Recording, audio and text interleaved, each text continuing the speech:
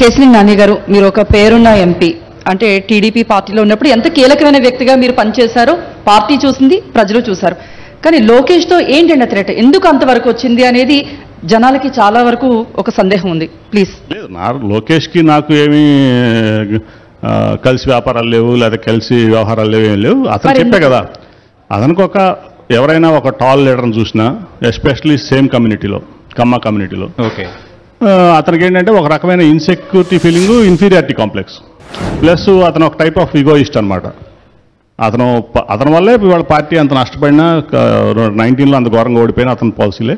So ఏ లీడర్ని కూడా ఎదగనీయడు. ఎందుకంటే మీరు చూస్తే తెలుగు యువత ఆ రోజు ఏది పార్టీ ఓడిపోయిన తర్వాత అందరూ ఏమంటున్నారంటే రామ్మోహన్ నాయుడు ఎంపీకి ఇస్తా అన్నారు అనుకున్నారు, మీరు అబ్జర్వ్ చేస్తే. కానీ ఎవరికి ఇచ్చారు? ముక్కు మొహం ఊరు పేరు తెలియని వ్యక్తికి, అది ఎవరో కూడా తెలియదు, పార్టీలో కూడా ఎవరికి తెలియదు. ఏది విదిన్ ది సేమ్ అసెంబ్లీ కాన్స్టిట్యూన్సీలో పార్టీ వాళ్ళు కూడా ఎవరికి తెలియదు. అతనికి ఇచ్చారు తెలుగు యువత అధ్యక్షుడిగా.